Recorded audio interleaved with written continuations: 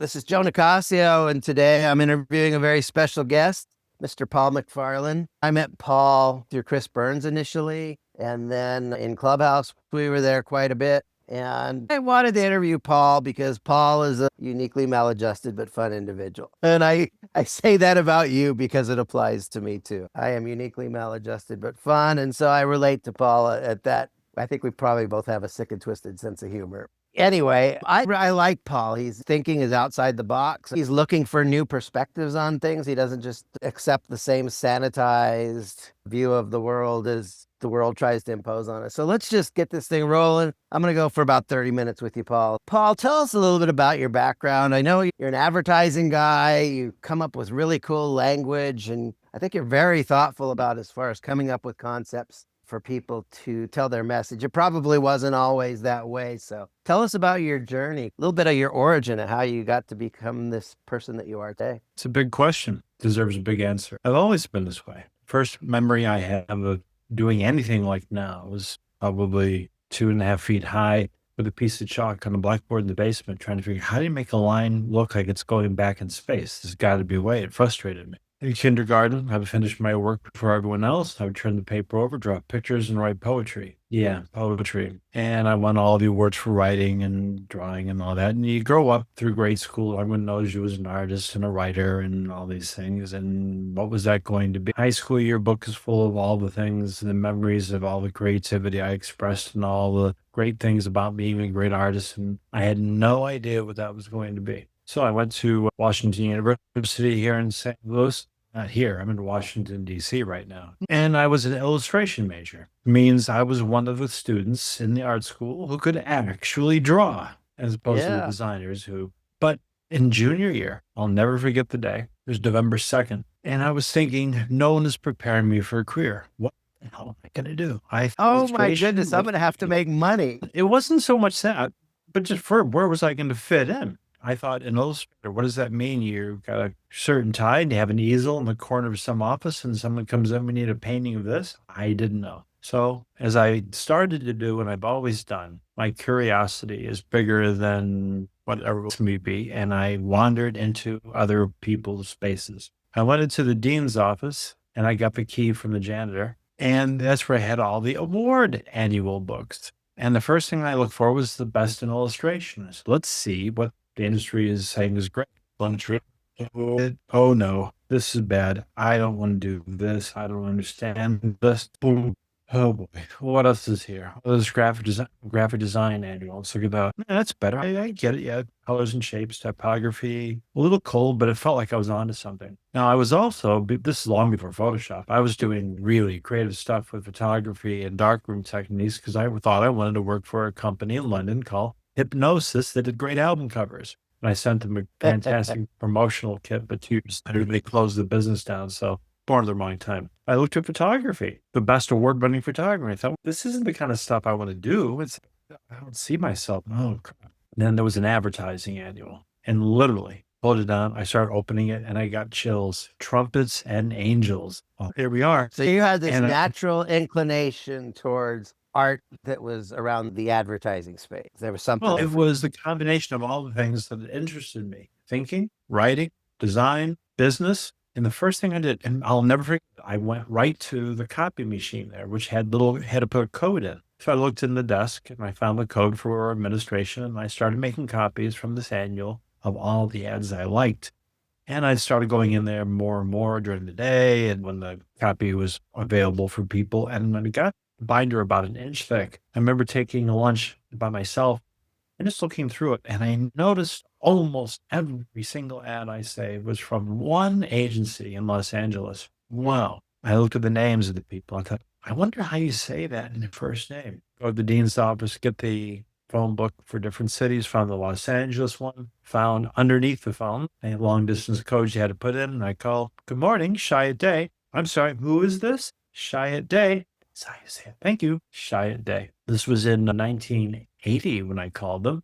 And their work from 1980 to about 1995 is just, I think, it informed everything in my taste. craftsmanship, swagger, creativity, and all that. And that's what sent me on, and I'm still on that journey. There's something that really stands out about as you're explaining this, and that is you looked at all these, and a lot of people were doing, I don't know, we'll call it mediocre work, but the stuff that is outstanding, you're finding this common thread that there's a cluster of talent. There's something magical going on in an ocean of otherwise mediocre advertising. And how would you describe all the stuff that wasn't Shayad Day? The thing is, in the book was all award-winning stuff. It was all The top stuff to start pretty with. good, but there was something about that spoke to me. And I realized pretty quickly in the industry, it's always a 1% versus 99% world of the very best of the best. The only thing that changes is the quantity thereof. In other words, we all grow up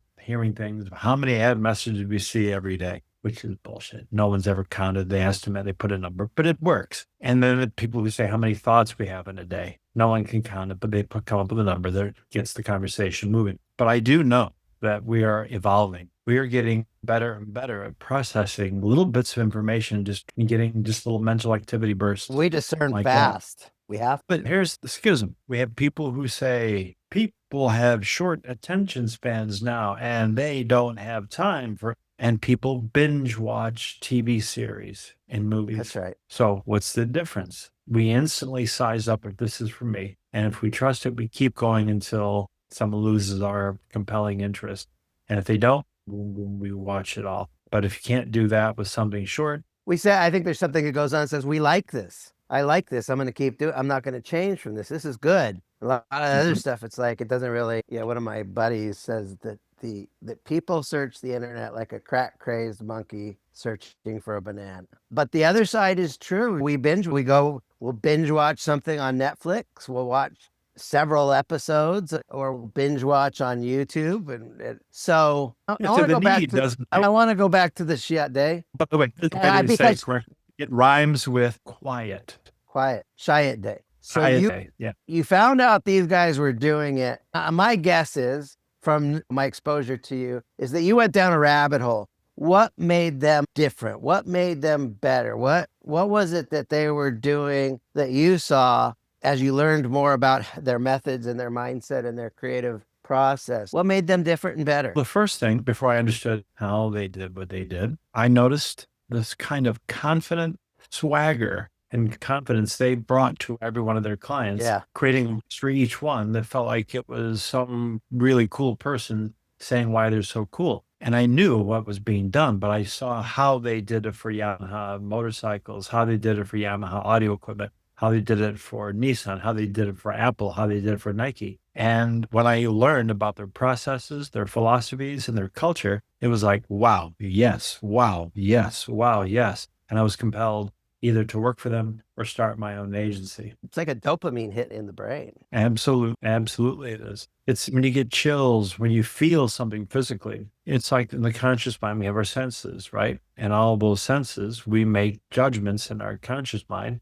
good, bad, friend, foe, very binary. But then it's immediately emotionalized, and it shows up in our body, which is why, the way I prove it, hope no one ever goes through this. You send your child off to college, they drive off, and later at night, you hear sirens and flashing lights, and it's coming up your drive. You get more and more physically involved, nervous. Then they stop in your house, your heart's starting to beat. They come to the front door, a woman and a man, policeman, they come in, and they say, sit down, because they know, I hear something, I say it's bad, I feel it's bad, it's physical, like that, and people collapse. We lives and become immersed in the things that are resonant in us. And I had become that with all the things I wanted to do. It's curiosity. It was a life of obsession. So now let's talk about you and you. So there was this seed that planted, it blossomed, and then it affected and impacted Paul McFarlane. And so all this influence, there was a shift in the way you were showing up in the world. Tell us about that. This will lead into your space, how I decided to leave working for someone else and starting my own. This is perfect, smooth. As I accumulated this and I got hotter and more turned on and more obsessive about laser, this is the kind of work I want to do. It didn't even feel like work, did it? No, not at all. This point, I'm still employed by someone else though. And I worked from this place and I went to this place and went to this agency, and the obsession got more and more. There were people who were so pissed off at me. They were sick of hearing about Shayad Day, how great they were. And I thought, why are you sick about hearing this? Why are you in this business? But I just kept moving. There was a first shift moment where I was in a room of 75 other people. And it was up to me to tell the whole agency about a new thing we had landed and a new campaign, new client we landed because of my insight, my creative. And as I'm talking about it, I'm looking around the place and I got this horrible realization. And I do mean horrible, but I was clearly the smartest person in the room. And I don't want to be the smartest person in the room. And when I came out of there, I talked to one of the account guys from the team and I said, I think you and I should start an agency, because he was an account guy that understood creative, the unicorn thing. We never did, and I'm glad for other reasons. But it was that moment that I'm not going to grow here anymore because of these people. Yeah. I'm growing. So that told me I was destined to do something outside of that. The traditional environment became stifling. I'm not growing, I'm being It stifled. became stifling, but it didn't become stifling until I kept going this way and then went that way. I felt more of and people saw that in me. So they weren't surprised when I left. I think you've discovered that part of art. There's so many people out there that are starving artists, but you're a prosperous artist. You've done things, you've gotten paid well, and talk to me a little bit about how you made the art monetizable. I'm a fan, I'm a student. There's the starving artist, but there's the abundant, prospering artist. One distinction I learned is the starving artist creates art for their own self-indulgence, but the the purpose of a business is to create a customer. And so the prosperous artist creates art, but they're also mindful that for the person that's going to buy this. But there had to be that's the bridge. Own gratification and psychic gratification. If you get practical gratification, you make money, you can buy the things you want in the world and do the things you want to do in the world. It's very practical. But psychic gratification is how it feels. Some people, I was talking to a guy yesterday on LinkedIn who was going through, he's not sure what he's going to do. He works in tech, but company he's working for lost an important contract. And I said, we got two opportunities. You can go to the new company and say, hey, hire me. I'll make your relationship with the client better because you used to work on it. You can put me behind the scenes. Or you can go to the client and say the same thing. You can get your practical gratification there. But when you go to them, you can write your own ticket because you're the most valuable person. You can say, I want to work 3 days a week. I'm going to give these benefits and this money. And on those other days, you work on your psychic gratification. And he was like, so hopefully he will. So when you start in a career, you're told what you're worth. Someone makes you an offer and you push back, which I did. I was offered a certain amount of money and I pushed 5,000 more. And I was like, but they begrudgingly paid it. And I got a raise in 6 months because they knew they had to hit goal. My first review from the head creative director at the time said about me, the potential is enormous. And I was like, thank you. I think so too. Yeah. So you learn. No, that's an interesting thing. What you just said there, you didn't just go, they said, this is what we're paying. You said, yeah, I know that's what you're paying, but I want more. You know what? When I was a kid, I didn't do that. I didn't. And that is an instinct that is so important that if you don't ask for more, you're not going to get more. And maybe sometimes they didn't give you more, but sometimes they certainly did because you asked. Well, some people say, and it's a little depressing to say, in life, we only get what we settle for. So it's a monetization. Again, they tell you what you're worth. And then if you're curious, like obsessively curious as I still am, and more so now than ever, you find out in the trade publications what accounts are worth and salaries, and then Adweek would have the salaries from the East Coast and the West Coast and all these different things. You start thinking, I think I should be making like this. And that's where people leave. But in that one agency, I was there for 8.5 years and I tripled my salary. I became a partner and all that stuff because I had a value beyond the job title. I'll say that again. I had a value beyond the job title. That's how you get promoted. If your value is, I love that. Every reason to stay where you are. But if you outgrow your position, you will possess a value beyond that. But even that got to the point where the person who was brought in over me, I did respect. And that was the thing that said, I got to leave. I have a burning question for you. Just driving me crazy here. I have a burning question. What's the difference between getting paid from that employer versus striking out? What's the difference between getting paid from a client versus getting paid from an employer? There's a practical difference and a psychic difference. The psychic difference can activate pride and ego and sell something. But practical difference is when you get paid by someone else, you don't have to do the bookkeeping. You don't have to do the paperwork. You don't have to do the reporting. You don't have to run the business. You don't have to file all those papers. When you start your own business, now you do. And But people who say, oh, I'm starting my own agency, be my own boss. No, we now get multiple bosses potentially. And you have to learn how to bring something to market that serves enough people in that same way. In a job, you just have to make one sale, the job to the employer. You do need to, for each project, the client on the other end needs to be happy too. But as a business owner, when you're self-employed, if you have 100 customers and you lose one, you're self-employed with 99 customers. When you have a job, you're self-employed with one customer. And even if you're unemployed, you are self-employed with no customers. So we're all self-employed. There's another. One of the beauties of being self-employed is if you close 3 sales, every day is payday. You could have 3 paydays in one day if you close 3 sales in one day. On a job, you might have a payday once a month or once every other month or once a week. We're always waiting for payday, but if I go close 4 sales, I could have 4 paydays in 72 hours or whatever. Pretty exciting. So you're But there's also a difference when you're the artist inside of an agency, somebody else is doing the rainmaking. Talk a little bit about rainmaking as an artist. It's not for everyone. The thing is, there are artists who are very delicate creatures, and the rough parts of that they're not suited for. But go back, I wandered always out of my domain. When I worked at that agency, the media people loved me. The account people loved me, and they weren't supposed to, because creative people were, and people in the creative department, my contemporaries, appreciated what I was doing, and management was very unsure. I would spend, when working on a client, spent all this time with the account guy talking about stuff, involving him what I was doing, and he involved me what he was doing. And I went into media, and I'm pretty sure I was the very first to think of and get done an actual display ad in the middle of the stock tables. Because I was talking to media people, and I said, how brilliant is that? Self-space. And so they talked and they got it done. It was a small little thing, but it was interesting. And then other people did it bigger. But curiosity and wandering out of my space is how I understood how other things work. I didn't spend that much time at a company.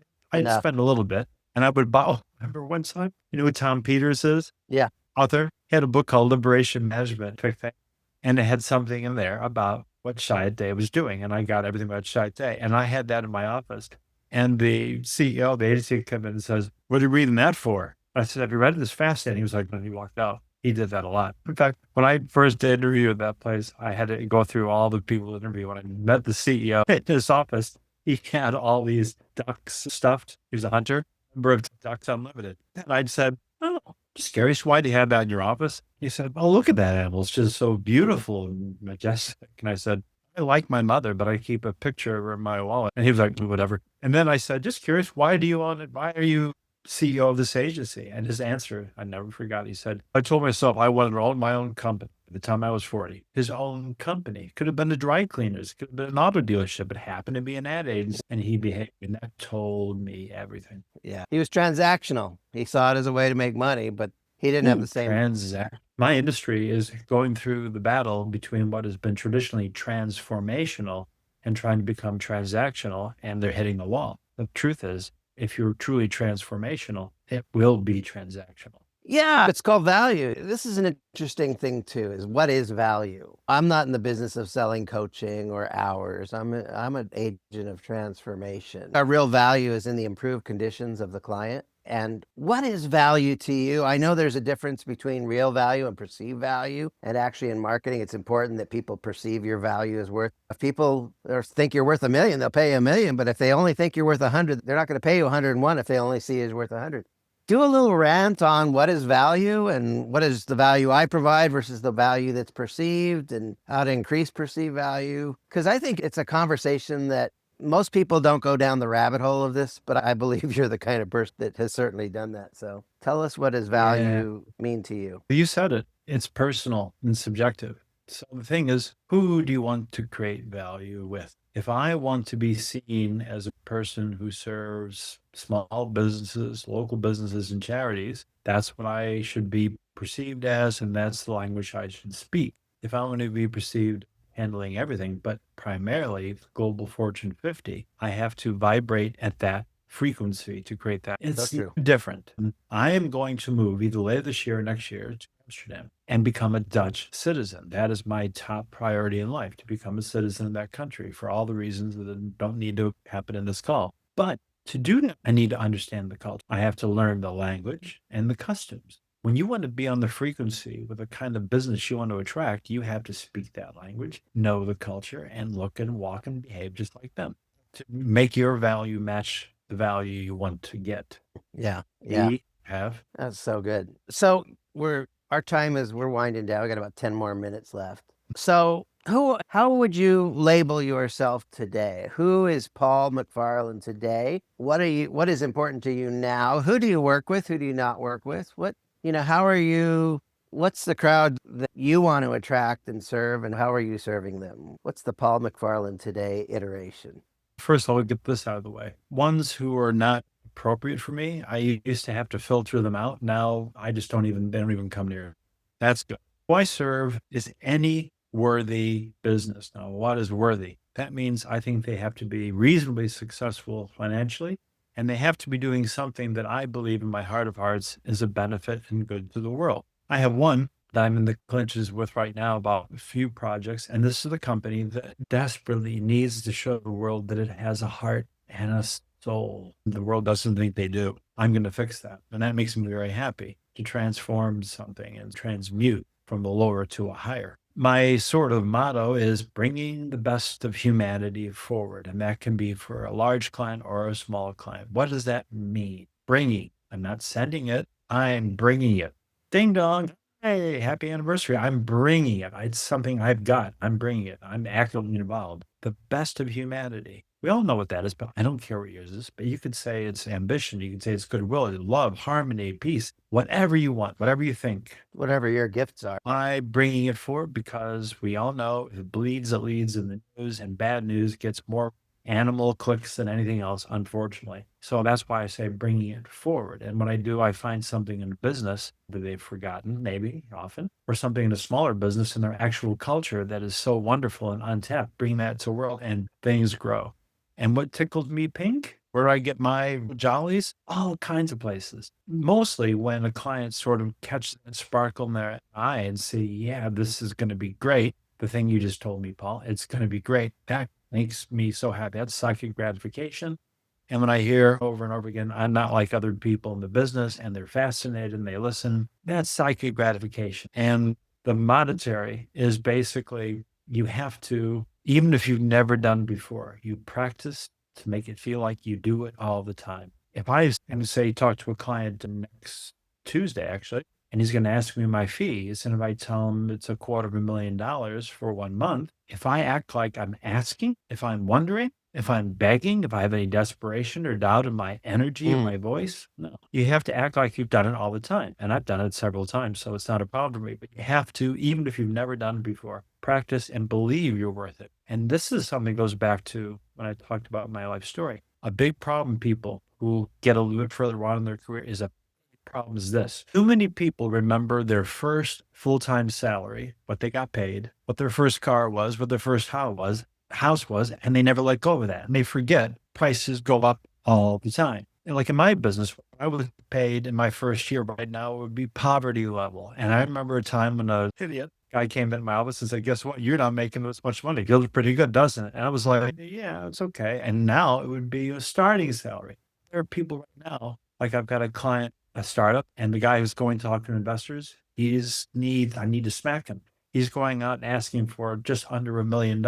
Oh my gosh. Do you know what VCs are actually paying attention to? Why someone wants a 30% return and why they want 30% return of 30 million instead of 1 million?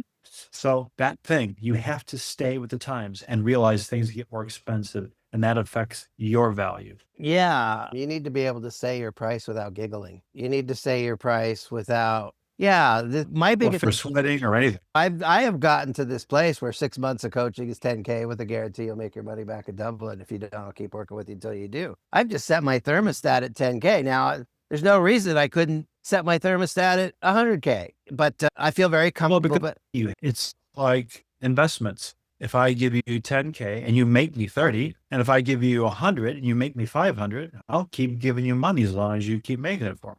Yeah. And actually, my coaching program, I help people start businesses from zero. And look, if I help you make just 5K a month, but something you'll do for the next 10 years, 5K a month is 60K a year. Over 10 years, it's $600,000. You paid me only 10K for that. And maybe I'm undercharging, but that's a damn good deal. And so when you got to show the time frame of what you're doing for people and all that. We got 5 minutes left. How do people contact you, Paul? If you can spell my name, you can find me because I'm at thepaulmcfarlane.com. If you're seeing this on LinkedIn, you know where I am. If you're seeing this on Facebook, you can find me there. I've got all my links there.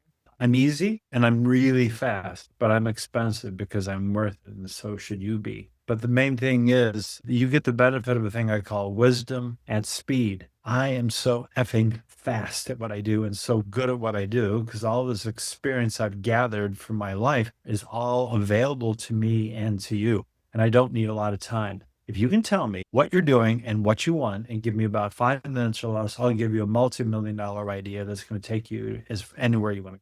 And I think this is one of your superpowers, Paul. Good question. Or what are yours? We'll do that as a last question. But one of your superpowers is getting to the heart of a message.